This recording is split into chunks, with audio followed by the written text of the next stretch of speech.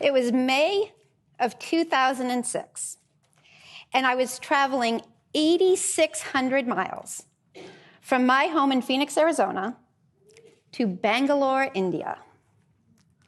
I grew up in Maine.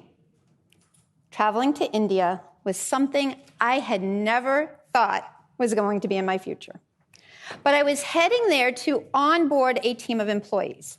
It was important to me not only to know their skills, what they wanted out of the job, but about them as people, their culture. So with that in mind, I decided to take a trip to what they call City Market. Now, City Market in Bangalore, India, can best be described as an assault on all of your senses.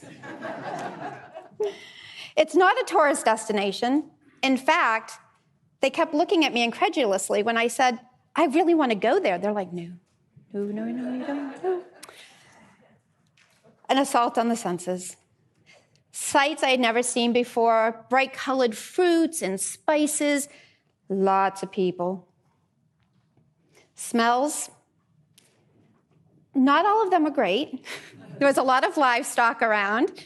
And did I mention it was May and really, really humid? So crowds of people, all these scents, all these smells, all of these noises that I had never experienced in my life.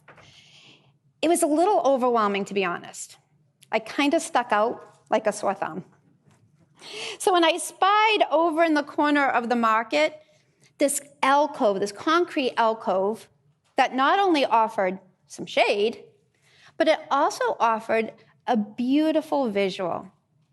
See, it was in this basement-like structure that the ladies were sitting there, stringing flowers together, making leis for the temple. These colors in these flowers was absolutely amazing. And the smell of the jasmine in the air was incredible.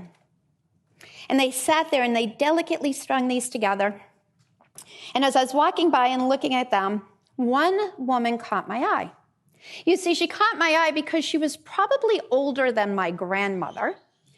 And I thought, oh, my gosh, she's sitting on that hard concrete floor, little bent hands, stringing these flowers for rupees. Wow, she had no teeth. She had probably nothing. So I unzip my very fancy fanny pack, as American tourists do, and I pull out my rupees. She doesn't speak English. I don't speak Hindi. So the international sign for, hey, I want to buy your things, right? And she looks at me up and down, and she goes, devastated. I'm so embarrassed that I'm backing away from her into my guide, and I say, Danny, my guide, I did something to offend her. Can you please go make it right? So he walks over, he has a little conversation with her, and then he waves me over. And she gets up, and she picks the most beautiful jasmine lei I've ever seen. And with her arthritic hands, she pins it in my hair. And again, unzip the fanny pack. And I said, I don't understand. Danny said, Belinda, you picked her.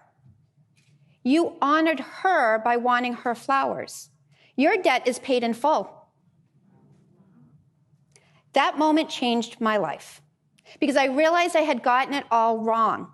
I was a child of the 80s. I was climbing that corporate ladder. Next title, next promotion, corner office. I had it all wrong. I was defining my value by what I earned and not by who I was serving. When we put money before honor, we're only going to get so far. But when we truly serve from our hearts, the people who honor us with their time, their trust, their money, we will be abundantly rich.